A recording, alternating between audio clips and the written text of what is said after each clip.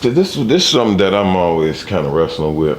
Those things, because I was born in '72, so I just turned 50.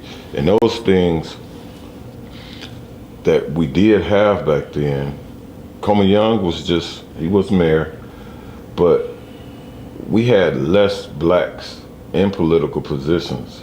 We had less blacks on the police force.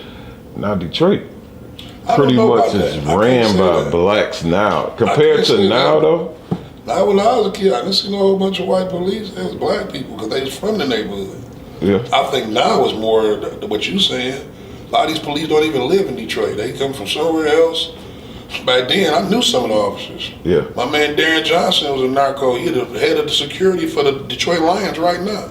And he was Kwame's main aide when Kwame's in there. Right. He was a police, like head of the narco division. In the 80s? When I was a kid, like late 80s, 90s. Yeah. You believe it was more black cops in the 80s than now? What I saw, I was in the streets, man. Yeah.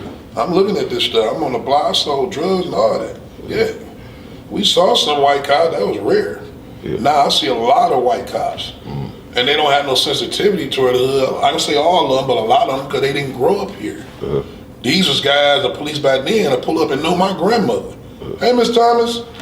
And he'd be a police officer, because he went to high school with my aunts and all of them. So I don't agree with that part. I think it was way more black people back then. Do you believe the black? And that's the reason why they ushered in a lot of white police, because they don't have no sensitivity toward us, because they're not one of us. They're not amongst us. You know what I'm saying? So it ain't no problem for them to keep pulling you over or pull up on you and make everybody leave where they go home. And even though you're not doing nothing wrong, or break up a party when ain't no problems and nothing going on, back then the police might pull up and get out there and shoot hoop with us. You know what I'm saying? Because we knew them.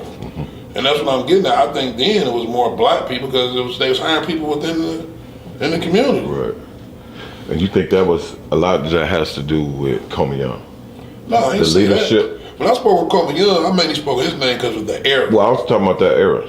Yeah, so our kid, he did when we were young, he was the head honcho in the city. First black mayor was after I forgot who the white guy was. Yeah. Once the riots and all came, and the whole Coleman Young administration ushered in. You know what I mean? And that set it up.